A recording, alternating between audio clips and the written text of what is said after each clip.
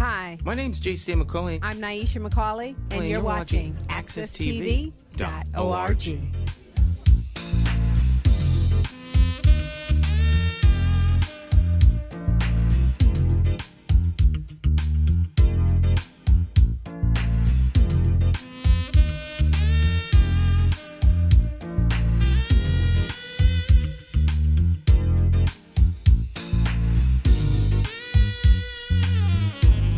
All right, my friends, once again, it's time to get our talk on. It's Morning Talk with me, your host, J. Stan McCauley, along with the champions of talk. This morning, talk champion Jonathan Small is in the house. How you doing, Jonathan? Doing fine, Stan. Okay, there we go. I'm doing fine, Stan. It's good to be back here again. Always look forward to it every single week. Happy Martin Luther King Day Jr. birthday, I guess, a holiday. Kind of ironic we have it today on Morning Talk Live with J. Stan McCauley's talk show. Yeah, how was your weekend? Weekend was fine. You know, pretty much nothing too out of the ordinary, nothing too spectacular. Looked at a nice game, I guess, yesterday, the Giants and the Eagles, and getting ready for a game tonight, pretty much. But the weekend was pretty much fine. Now, the Giants and the Eagles played yesterday. They did. And I missed that. How did I miss that game? Was that the nighttime game? No, that was the 4 o'clock game. The 4:30 game, actually. The 4:30. I watched games all day. I didn't see the Giants and the Eagles. Oh, you missed a good game. That was the game before that. The Giants won, didn't they? The Giants won.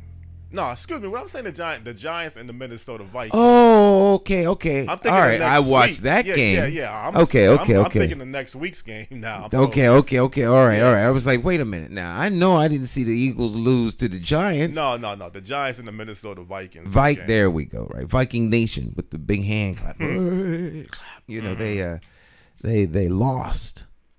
Yeah, but it was a good game. It was a very good game. All of the games yesterday were good. Miami, Buffalo. That was a really good game.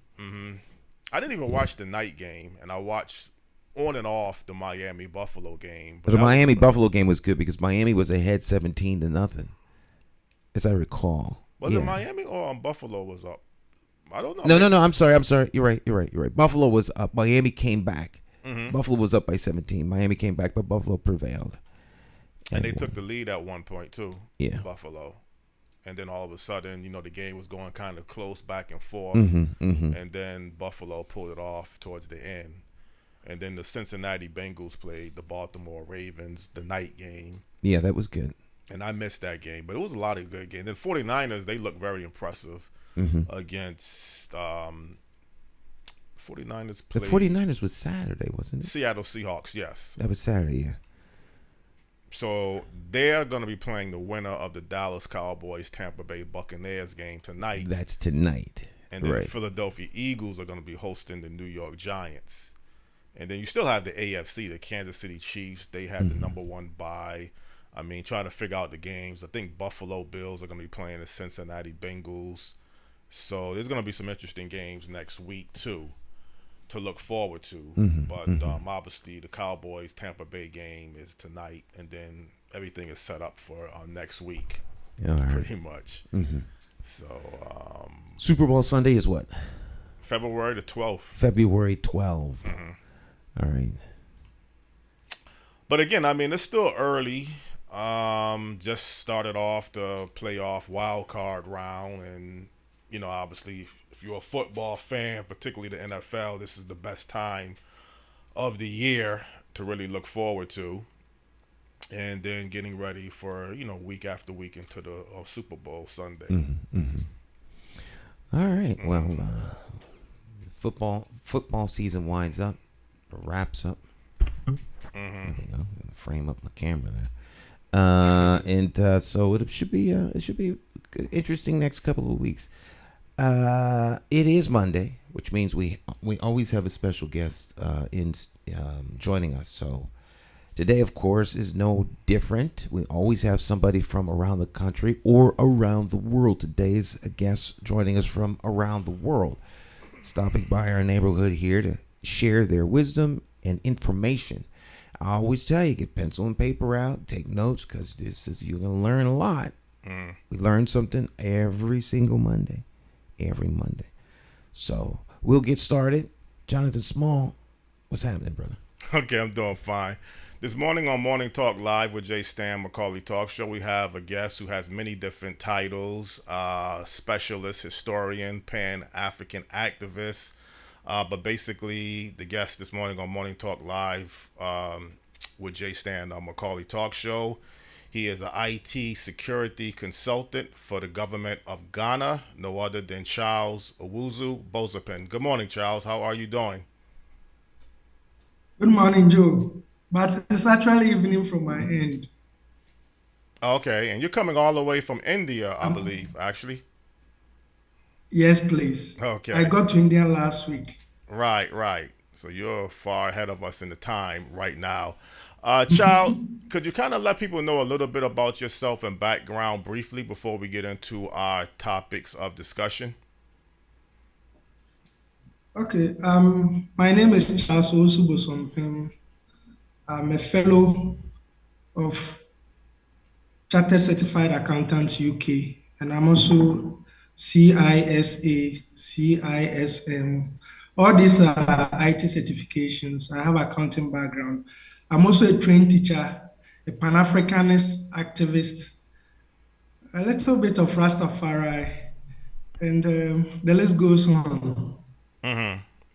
But obviously the Pan-Africanism or the Pan-Africanist is kind of the main topic for this morning's discussion. Could you kind of let us know the history point of the Pan-Africanism? Okay, thank you very much. Pan-Africanism has been there since time immemorial.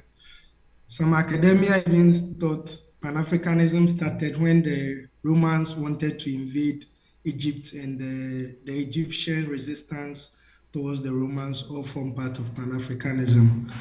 However, in our contemporary terms, the first person to use the word Pan-Africanism is a Trinidad and Tobago lawyer called Henry Sylvester Williams. Sylvester was a trained lawyer, and he traveled to UK to meet with like-minded people on African issues, where he was introduced to a lady from South Africa called Kinloch. I'm sure I get the name right. A lady from South Africa called Kinloch, who gave him a vivid picture of how oppressed and the subjugation that Black South Africans are going through. So out of that meeting, they formed a group called African Association. And with time, they changed the name into the Pan-African Association or the Pan-African Movement, where in 1900, they organized the first Pan-African conference in Westminster Town Hall in London. So this is a brief history of Pan-Africanism, as it were. There has been other characters since the 20th century who has also been champions of Pan-African stuff. These are Marcus Garvey and the great man Martin Luther King Jr., whose day we are celebrating today in the US. I'm sure it's a holiday in the US. Yes, it is. Yes. Okay.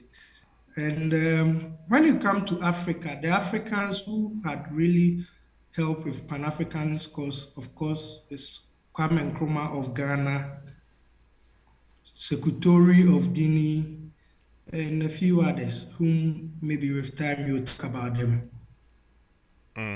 So the Pan-Africanism or the Pan-Africanist is something that kind of America really, I guess, gravitated to, I guess, during the Marcus Garvey movement towards media coverage. I mean, it was something that maybe before Marcus Garvey, it really wasn't much media coverage throughout the United States really talking about Pan-Africanism, or was there media coverage talking about Pan-Africanism? Now, before the era of Marcus Garvey, I think there has been resistance to slavery and other things, but there wasn't much activism like Marcus Garvey brought to the front. So Marcus Garvey started an organization called Universal Negro Improvement Association, or the African Community League, where with time he declared himself the first president of Africa because he thought Africa should be a united, like the United States of America. Africa should be a united continent with one self-government, and to fight the cause of the Black people, whom, because of slavery and colonialism, we've been relegated to the background or to the periphery of society.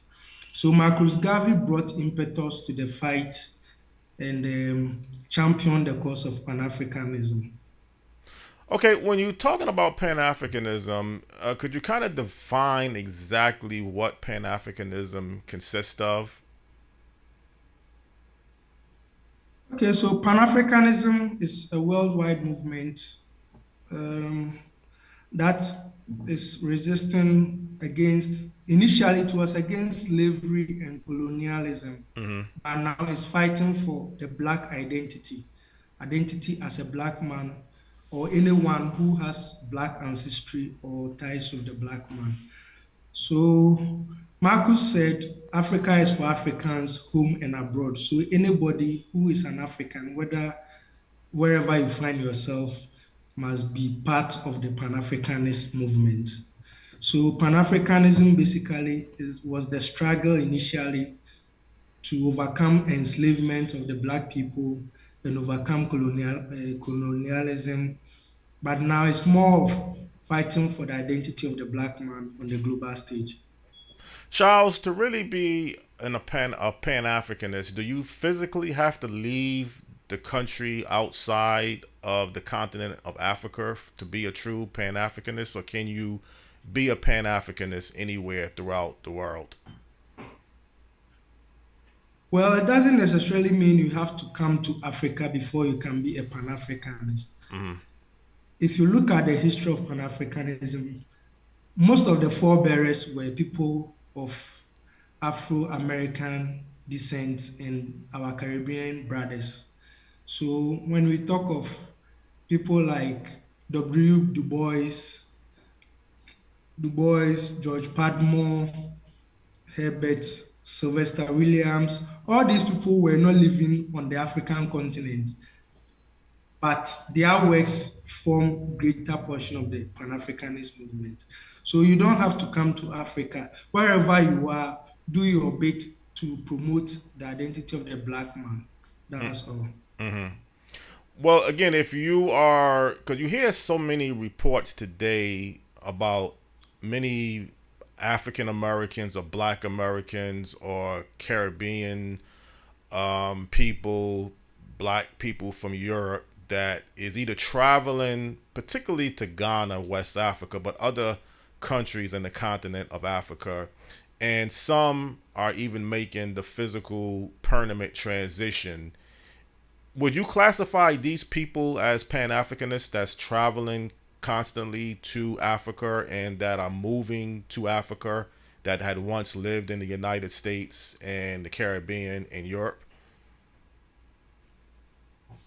It depends on the motive of coming to Africa. But whatever the situation is, Africa is the homeland. Africa is the homeland. So I think for Ghana in particular, there has been clear government policies to bring our diasporan brothers back home. So Ghana, for instance, grants citizenship to all African descent, people of African descent, wherever you are from. Once you want to relocate to Ghana, you'll be given a free citizenship without any strings attached. And there has been programs, government programs like the PANAFest, which is a Pan-Africanist festival, which connects artists, fine arts, musical artists, cultural display artists from the diaspora back home to Ghana. And in 2019, we did a program called the Year of Return, which marked the 400 year when the first slave ship touched down in Hampton in US. So all these programs, as it were, has been done or is in place by the government of Ghana to make conscious effort to bring our brothers back home. So if you see a lot of African Americans and our diaspora brothers coming home, it means they are listening to the voice of the government. And I'll specifically invite you, Joe and Stan, to come back home, come back to Ghana for one of our Pan-Africanist festivals. Well, I mean, I definitely appreciate that invitation. And I think from what I'm hearing about people in the United States, the black people that are either traveling to Ghana, West Africa, or Africa, the continent, or moving there, they're telling or they're indicating that they're getting something there that they can't get in the United States, England, Canada. And I'm just trying to figure out exactly what is it that you could be getting in West Africa, Ghana, the continent of Africa, that makes you feel like there's nothing that you could do to achieve that in the countries outside of the continent of Africa. Do you have any idea about that reason? Well, Ghana has been an oasis of peace. Mm-hmm. Ghana, to me, is the most peaceful country in the world. Mm-hmm. Since 1981, there has been a stable, politically stable country. And since 1992, when we transitioned from the military rule to democracy, we have got at the democracy with all our life, done a lot in that sense to bring peace and stability to the country.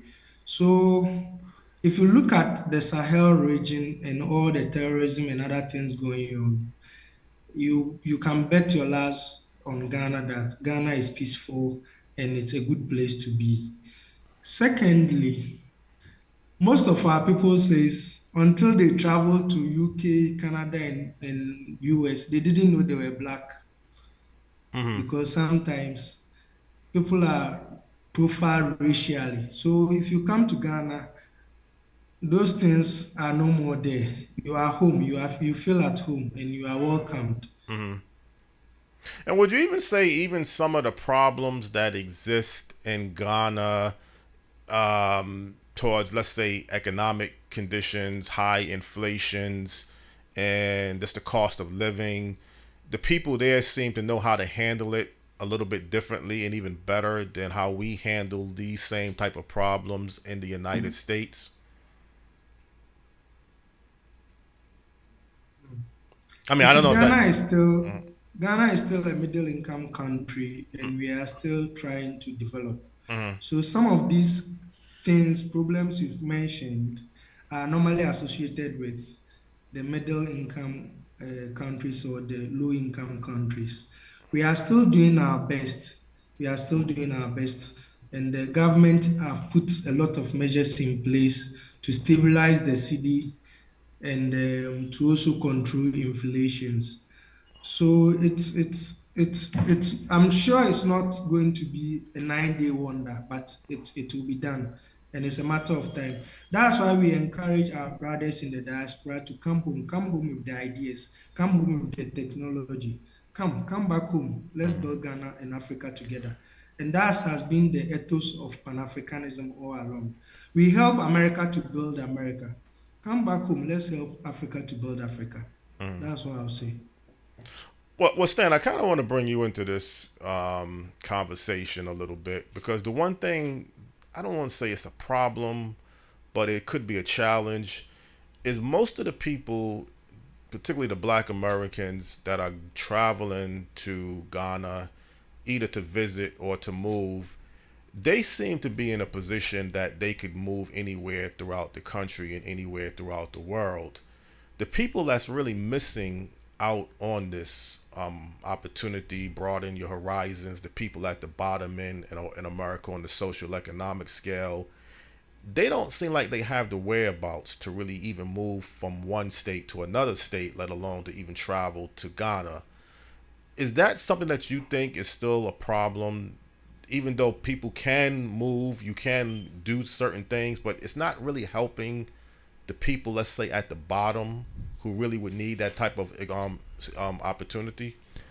Well, listening to what's being discussed, the opportunity for expansion, the opportunity for growth, like Charles said at the very, very end of his last statement, you know, we built America. Yes. Now let's go home and build our own country, build something for ourselves. So the people you're talking about, you know, respectfully, lack the motivation to move their own situation right where they are. Everybody, as a free will individual, has the capacity to become better, but they have to want to become better. This is not a program to bring in the folks who don't feel like even getting up, moving from one bad apartment to the next, to come to Ghana and then, you know, kind of live off of Ghana. This is an invitation to come back. Let's build together and create the greatest environment and the greatest economy that represents the best of our people. And so you have to be motivated to want to come and contribute. There's citizenship for you if you come and contribute. Right. And, you know, we can make it into that space and place that we all, you know, desire to have. But it requires a mutual ability to work together. So if you've got skills in the arts, technology, sciences, please come home and let's build this together. Not if you're not doing anything, unmotivated to move out of your own apartment that's falling apart. Not if you're hungry and looking for assistance, come. And so, well, I don't really want to take the show completely in a different direction. So I do agree with just about everything that you said. But again, maybe, and we don't really have enough time even after this segment, from what I was told before we started the show, to really get into like a post conversation. So again, Charles, the invitation to return home to Ghana and Africa, or Ghana or West Africa, is open. It's available. What are some of the traits that you're looking for? What are some of the things that you're looking for from the United States, Canada, and England to contribute towards helping develop Ghana and West Africa? I would say technology transfer, because if you look at all the developed countries, it's about technology. It's about being able to do things efficiently with technology. So Ghana, for instance, has a very youthful population, and with good training in technology, we can do things on our own.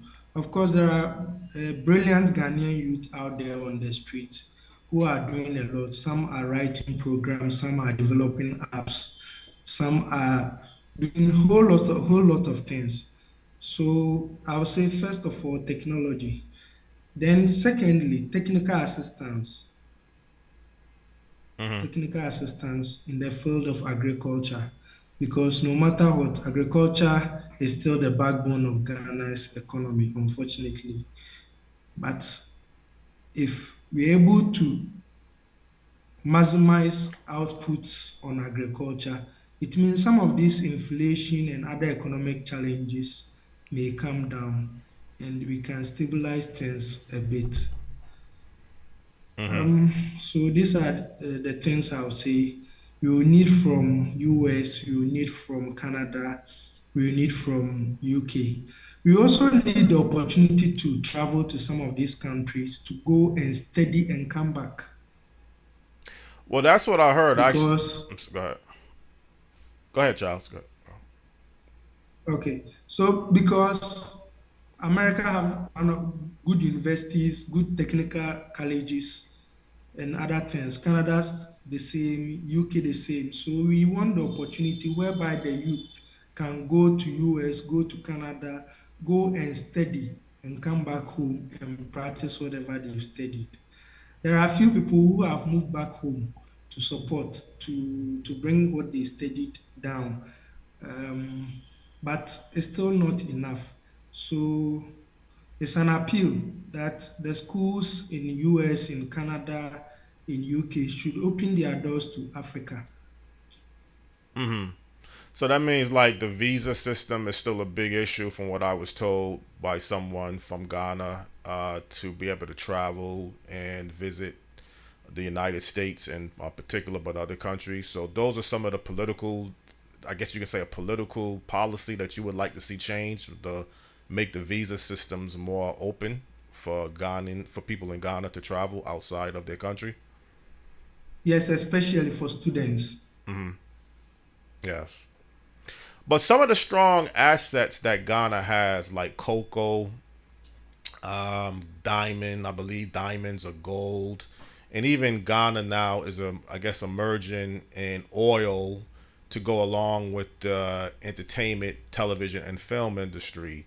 So there's some good, bright opportunities that you see. But what's the number one asset that the country of Ghana consists of? Is it cocoa, that you make a large sale of cocoa throughout the world?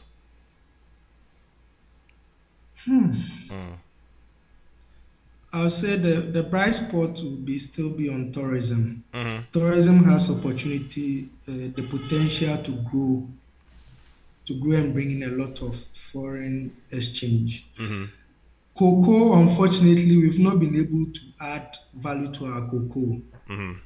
I heard in the 70s, a ton of cocoa and a beetle, VW beetle, cost the same. But as at now, a ton of cocoa is still around less than $1,000, and beetle is around $27,000. Look at the margin. So we've not been able to maximize our raw material exports by adding values and generating a lot of foreign exchange. But with tourism, Ghana has a lot of castles along it due to our peculiar nature of being the post for the slave trade. So we have the Elmina Castle, we have the Cape Coast Castle, and a lot of forts around the coast. We also have a good tourist sites and safari and other things. So our bright spot will be tourism. Once you come down and meet with the people and spend some things, it goes a long way to boost our economy. Stan, again, most of the things you spoke about, like diamond, gold, and things, unfortunately, the greater percentage go to the multinationals who own the companies. For instance, our oil, if I'm right, it's Ghana get about something around 15% or less from the oil production. So you see how much we are not getting from some of these things. Stan, do you have any questions or comments you want to make towards the subject or to the guest? No, I'm listening, because it's all very interesting. You know, it's you know, the Western and the multinationals, Western countries and the multinational corporations who take these resources and then they turn around and wind up selling the resource, you know, the final product of the resources back to particular countries. And so if the countries were able to do the manufacturing and then export those things out, there'd be more wealth. And there's such a collaborative effort among the people who are exploiting Africa to make sure that they are always taking stuff at the minimum and then bringing it back at maximum and selling it out to the rest of the world. So, you know, if a ton of cocoa, he was saying, it's 1,000. So imagine what they're making off of that ton of cocoa in terms of profit and money. And if they're only getting 15%. So this is where, if you have people from this country go home, you know, African Americans returning home, and bringing back their skill sets to you know, turn the riches that are there into a means by which they can profit the whole country. It's very, very interesting and very exciting. And something to seriously consider. I know I have a couple of friends who are very, very, very strongly considering moving out of the country and going to Ghana. Could you kind of briefly talk about maybe some of the reasons why they're looking to return? Just what you're hearing. Oh, yeah, okay. Yeah, exactly what he's talking about is the reason why they want to go. Like an opportunity. Or to create an opportunity, would you say, or to help a country build It's an opportunity. It's a mutually beneficial opportunity for all parties involved.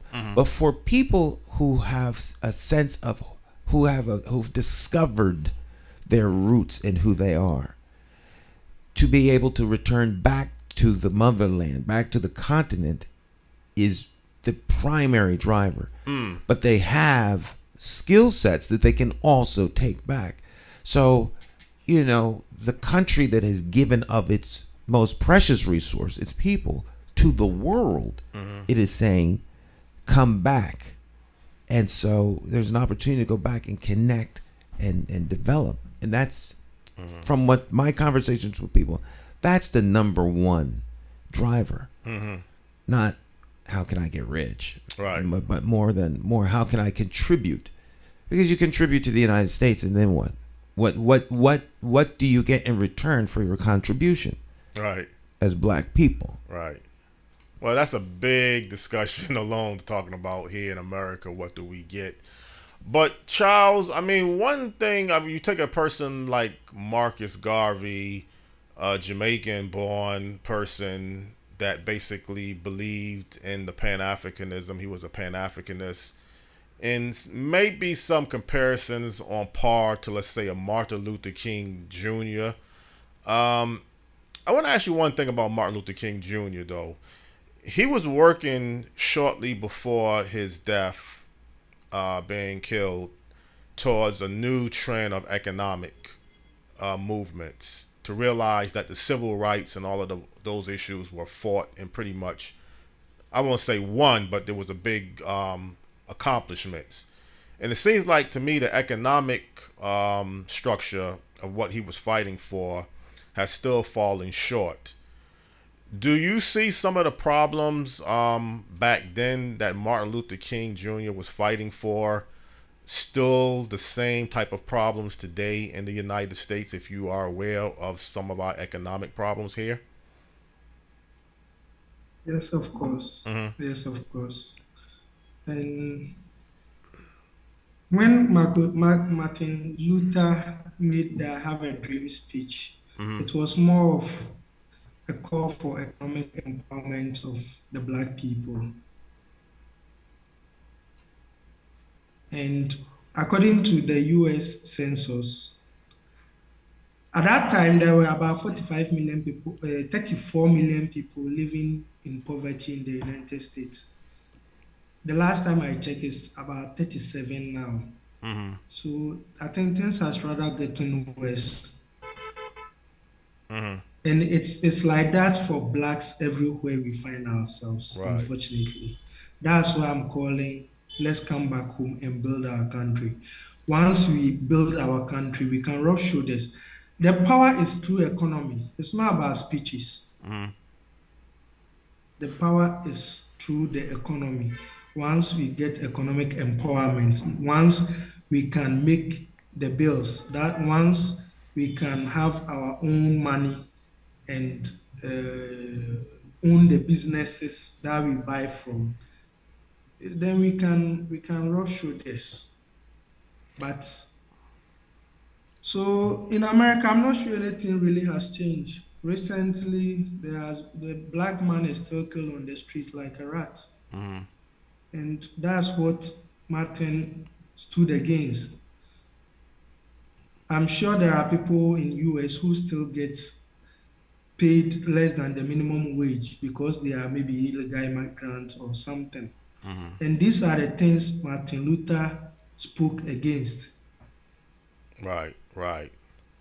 Well, the thing about it, when you take America and you take, let's say, the classism structure, because we always like to say pinpoint race as a problem.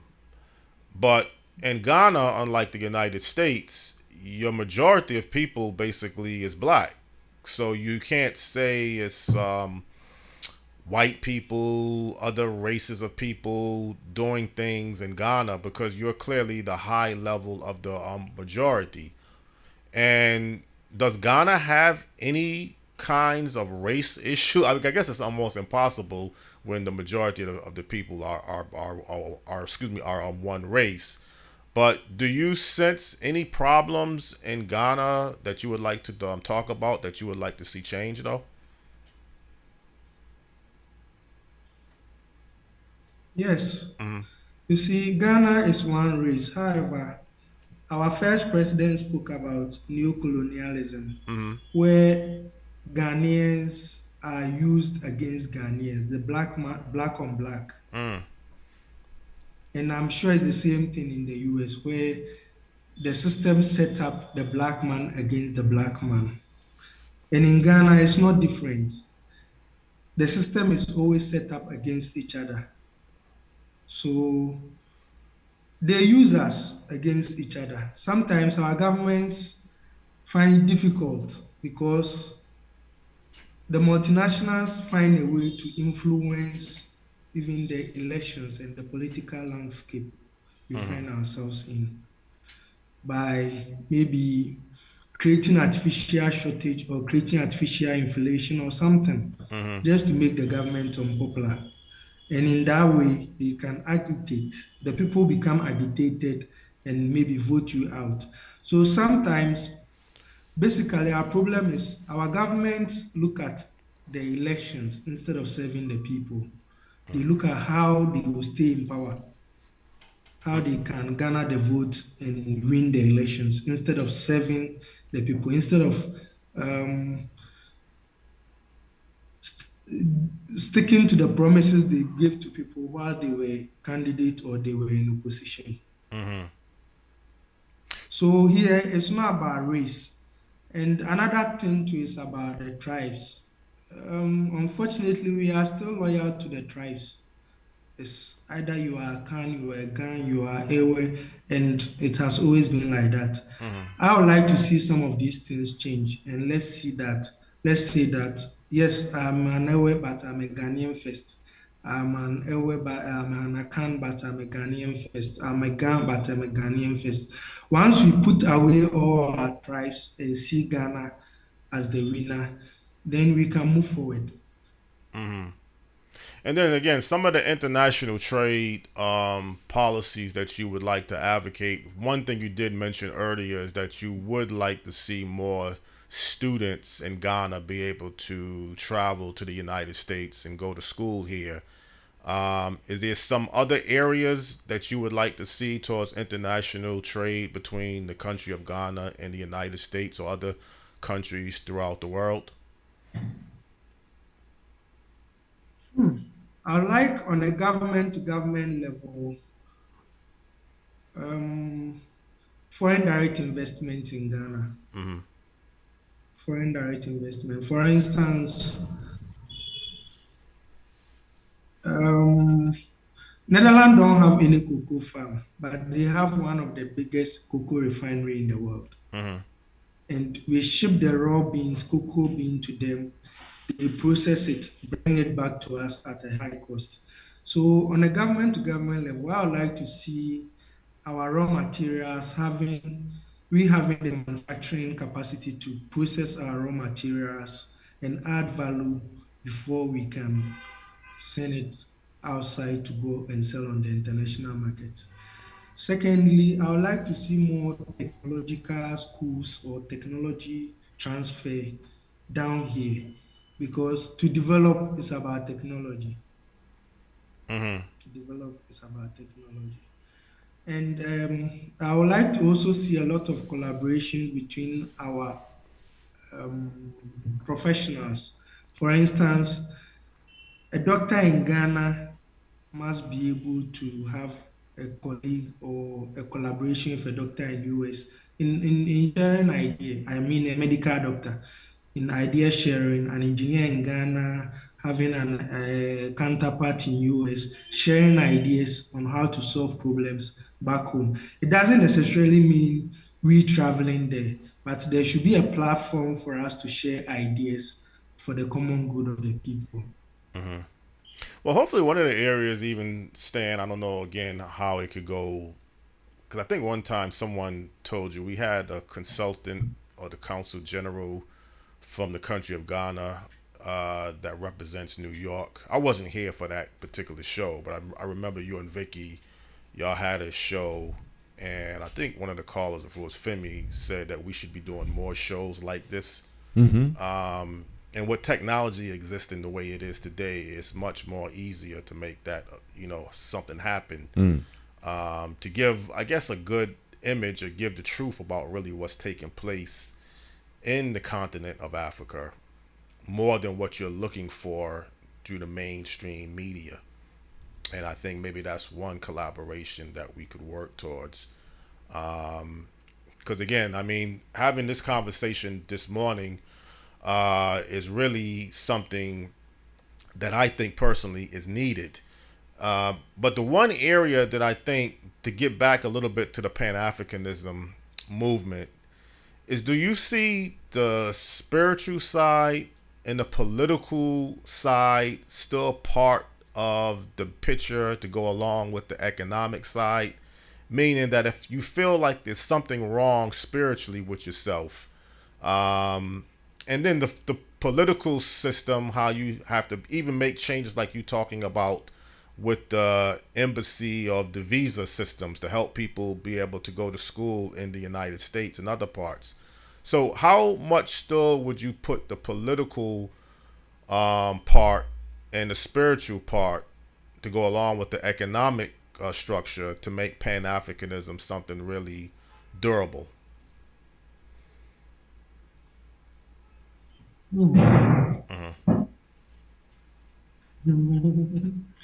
This is 3-in-1. Spiritually, like I said, Africa is for Africans, home and abroad. Everybody has that connection. Once you're a black man, you have that spiritual connection with Africa. I've seen a lot of African Americans coming to our slave castles, and some shedding tears because they just imagine how their forefathers were treated before they were even shipped out to the Americas. So that's the spiritual connection. So that's what we want to expose to people, that this is how we were treated. This is how things were. This is what we went through. This is how your forefathers went through before getting to the Americas, to the plantations. You see, out of the about 60 million people or slaves that were shipped, only about 12 million go to America. Unfortunately. So it was mass extermination of people in the name of slave trade. And it's unfortunate. This is what we've been through as a race. This is what we've been through as people. And this is what we continue to be through economically now, because economically we are still sidelined. It's easier for an American to get to UK than a Ghanaian to get to UK. Right. But you see, in the UK colonized Ghana, and they took away everything. For almost 100 years, they were taking everything they can. But I don't have a share in that because I'm a black man. Right. Because I'm an African. I have no share in that. Whatever they took away is for them. They use it to develop their countries. So economically, for instance, somebody like Marcus Garvey was advocating for collective capitalism, where people must be empowered,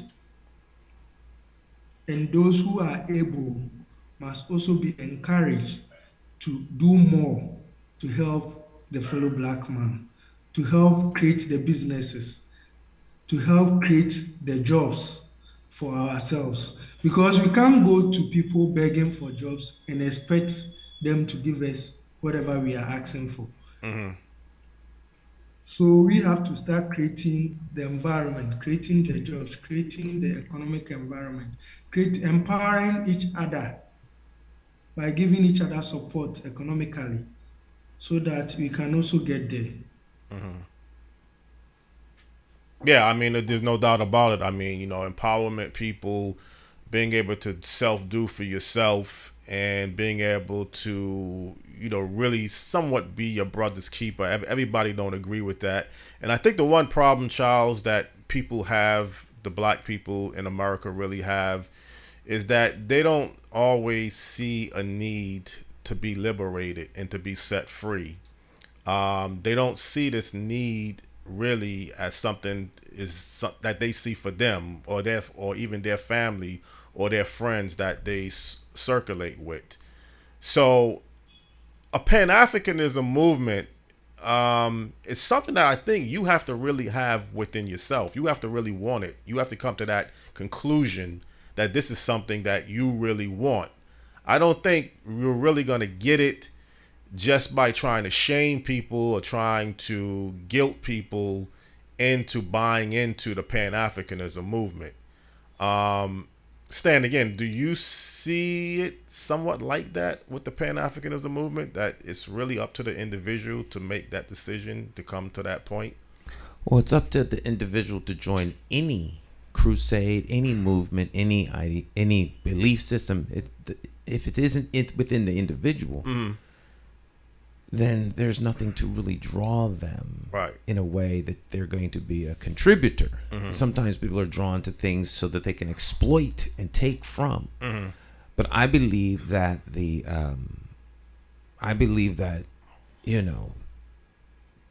if you don't know about the opportunity, then you can't move toward the opportunity. Right. So this is an opportunity that is a wonderful opportunity for anybody that really wants to connect back to the motherland, back to Africa. And you can be a contributor. You're not just moving back. Yeah. You're moving and you're contributing and you're building something. Now, I believe that we as human beings, we're creative. We create, we build, we make, we expand, we help, and we energize. And particularly black folk in general do this. But by nature, we're more giving than, we give to build more than we exploit and capitalize on someone else's misery. We want to help them out of their misery, not capitalize on their misery. And so if there's a space and place where you can go as someone who is black and whose ancestry goes to the motherland, not you identify as, but this is where you are from, then the call to return home is there, and you can go. And I think that's exciting. And to add to that,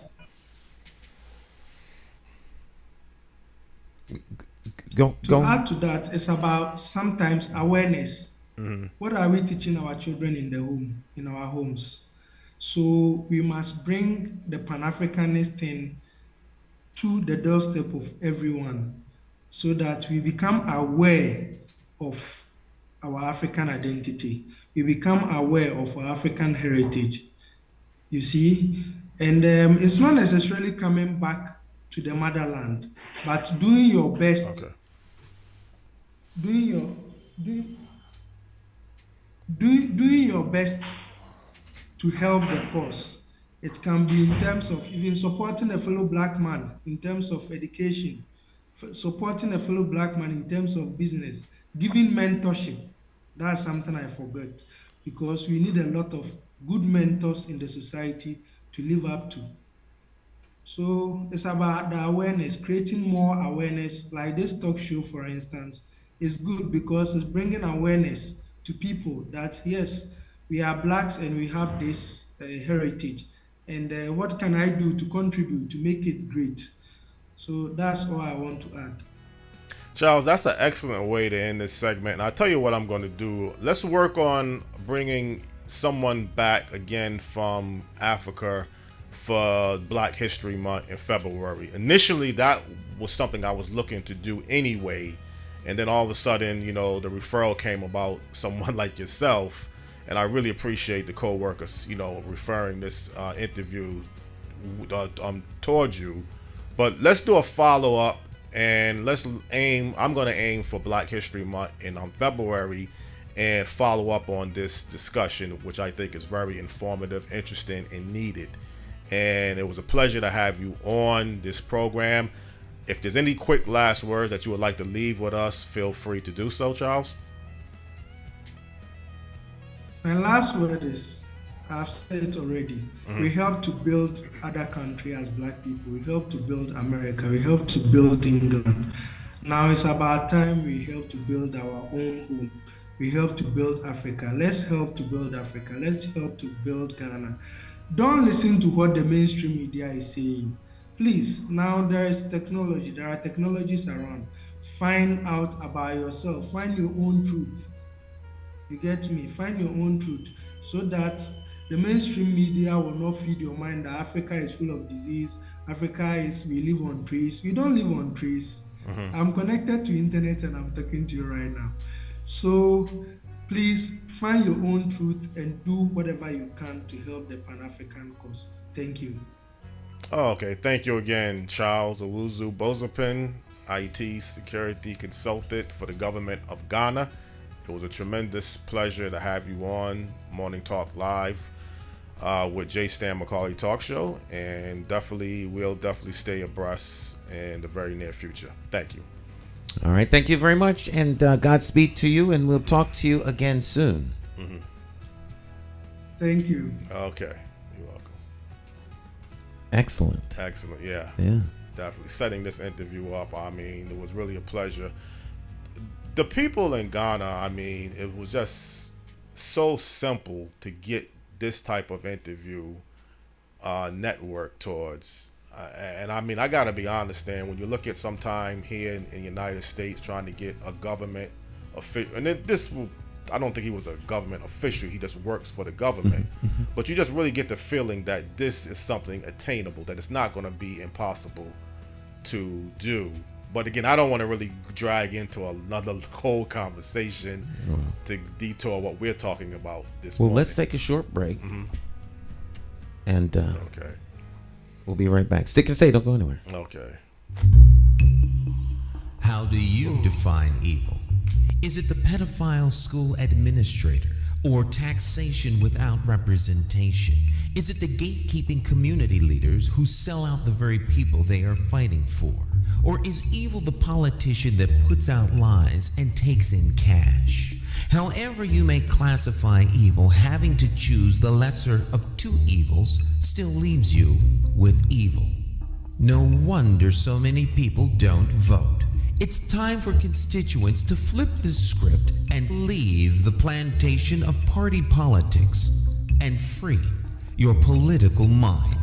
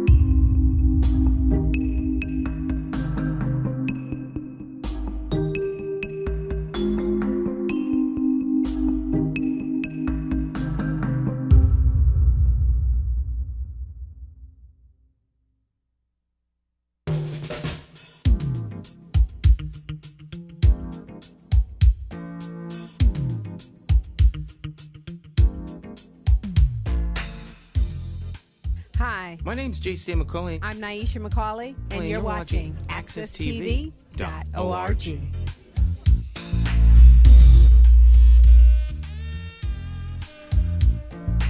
All right, welcome back.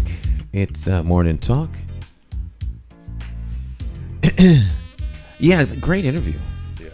Yeah. Well, it's kind of ironic, you know, to have this type of show on Martin Luther King Jr.'s birthday, because I was not even really thinking about this last week. You know, I was working on this type of guest, but I guess I got mistracked figuring out it's Martin Luther King Jr.'s birthday today. So it's ironic this type of show came about on his birthday. And we should never obviously forget his birthday. But I think sometimes, Stan, you have to wonder over the past, 55 years now since his death, how far are we to his dream? Well, we're a lot closer than we were. I think that becomes obvious. I mean, right. It's not like it was when he first started. Have we arrived? No, but I don't think any place on earth has really arrived. Yeah. Look what's going on in Haiti. Look what's going on in Europe, in Russia. So there's conflict all over the world because human beings seem to be involved. Could it be better? Absolutely. Will it be better? Hopefully one day. But it gets better when the people that wake up in the morning and look in the mirror say, I'm going to do all I can to make it better, as opposed to I'm going to do all I can to make them do something better. Because you don't have any control over them. We only have control over us and me. And so, the conversation goes on, the struggle goes on, the conflict goes on, and the success. It's kind of like the highway of life is interesting. On the highway, you're always moving. But what you want, you have to get off the highway. To get it. Take an off ramp. Right. The things you want are not on the highway. They all take the off ramp. Your house is there. Your opportunity is there. And sometimes I think people, in the struggle to attain, once they get it, they figure, well, where are the rest of the people? So they leave out of their house and get back in the car and they get back on the highway of life. They're just traveling, constantly trying to create something that, until you stop and enjoy it, So, it's just an ongoing struggle. I think people need to find balance. They need to find balance in what it is they seek to attain and in what way they want to help others. Well, I agree with that definition about you have to get off of the highway to get the things that you're traveling to, because it's not on the highway. So that's an excellent observation, that you have to actually get off of the highway to get the things that you're looking for or that you're searching. The one thing I kind of wanted to address, and I didn't want to address this during the interview segment with Charles Owusu Bosompem, but when you're talking about the people at the bottom and how they're just looking, they're not motivated, they're not looking for nothing. Some of that is true, Stan. I'm not going to disagree with that part. But I think sometime if these people that are born, I don't want to say the gutter, let's just say that. No one's born in the gutter. People are born at the bottom of the ladder. The ladder, okay. That's why I don't want to use that word. But let's just say the hardcore inner cities. Rural. All America. poor people aren't in the inner city now. But but I want to tie crime, because I was talking to someone the other day from another state. Someone that but I don't want to call the person's name. And the first thing after I'm telling him about the show I had with Dallas and how I look at Dallas, Fort Worth, Metroplex as a thriving, good area, he brings up Hartford. And then he wants to spend the next 5 minutes talking about, and I sent him the political candidates forum show that you put together, and Nyesha, which is very good. But I think if all you know is one place, let's say the people in the inner cities, they're born and raised here, they've never been nowhere, they interact with just the same images every single day. I really believe, Stan, if you took these people and they spent some time in a country like Ghana, their perspective and their horizons and their thinking would be challenged enough to look at themselves differently. That's a possibility. It's hard to say, They don't have to go to Ghana to do that. They could start here. Because one, how are they going to get there? two, when they get there, are they going there to contribute or are they going there to take? And there's nothing wrong. If you have a need, then you need to take. If you're in the sea drowning, you're going to look for hands to help you out of the water. It's different if you're in the sea with scuba gear. You can get out whenever you want. And so if you're at the bottom of the ladder, then the opportunity to climb is ever present. Climb. But Stan, but see, that's the thing about it. Where can these people go? I mean, you're saying that they don't have to go. But Jonathan, we are not in control where they go. And that's what I mean about getting on the highway looking for people to rescue and help. They're sitting in their car, full tank of gas, and won't start the car and drive. So at what point are people responsible for themselves? I'm not talking about the individual who's trying to climb the ladder and the person keeps stepping on their fingers. Right. That's a problem. Now, we can all come to his aid because we could get rid of the people that are stepping on his fingers. But he or she still has to do their part to climb. Right.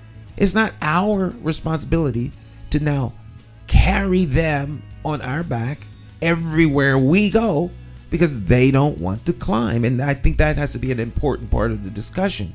Everyone that's at the bottom of the ladder is not there by choice, but they remain there many times because they have chosen to do so. Not everybody. The people that don't want to stay there get out. There's so many people who start at the bottom of the ladder and move up that they stand as a marked condemnation against those who stay at the bottom of the ladder and don't want to move up. Well, the only thing I would say, Stan, and again, I know our time situation this morning is a little bit limited. The people that's doing things to the detriment of their self, like you say, they got to stop. They have to stop. Okay, they have to stop. So if you are involved in drugs, number one, you got to stop it. You have to stop. Okay. You can't say somebody else got to fix this problem. I mean, you have to. How can I make the person who wants to smoke stop? How can I make the person who wants to drink stop? That's a choice they make. How do you get people to not smoke cannabis? Right. There's no inherent benefit from putting smoke in your lungs. If you need medication and cannabis can supplement whatever medicational need you have, that's fine. But people are making a conscious decision not only to smoke cannabis, but to sell it, package it, market it, and make millions of dollars off of it. That's a decision they make. Now, down the road, when all of a sudden it turns into the same ills of tobacco, then people try to get folk off of it. So when people make decisions, that's their right to do so. You can't make people do something you can't make people stop doing something that they choose to engage in. And the decision is also to engage in crime. You see a problem, a conflict, and you want to handle it with going to get a gun and shoot and kill somebody. Those are decisions that people got to make. Now, I know we're talking about a criminal problem now. Right. That's a little bit maybe different beyond what you are just talking about. Right. And if you had a way to stop people from picking up a gun and go shooting somebody, you would you wouldn't have to come in here anymore. You'd be a multi-millionaire. You got the $1 million because you got the $1 million solution, the magic touch. Right. Everyone would love to be able to do that. The fact of the matter is, when someone decides to take an action to eliminate what they feel is a threat to them, and to do so they use deadly force, you have no control over that. Right. You can be mad, you can punish them, but you can't stop them from engaging unless you're there at the time. Well, some people, like you say, you don't individually have, well, actually you may do it. If you could get out of that situation to leave, and again, that's what I want to get into hopefully in the future. These areas of our country, these crime-infested inner cities, are still worse and getting worse. Now, you can say things over the past couple of years with the pandemic might have accelerated the problem a little bit. We could do. Let's talk about this next week. Next week, right? Yeah, because it's real deep. You know, when you really get into these we'll talk about this next week. Unfortunately, we got to cut the show short today because of the Martin Luther King Day celebration over at the state capitol, and so I'm one of the commissioners on the Martin Luther King holiday, Martin Luther King Jr. holiday celebration committee or commission. So I'm one of the commissioners, and so our event starts at 10. So I have to leave here early. All right, appreciate that. So, but nonetheless, great guests. And I look forward to next week. Definitely. Let me work on getting a guest for next week, too. All right. Hey. Always good. He's from Ghana, calling in from India. 12 hours ahead of us. That's pretty cool. Pretty cool to do that. All right, my friends. We'll see you next time. You all have a great rest of your day. We will see you. We'll see you real soon. Bye-bye.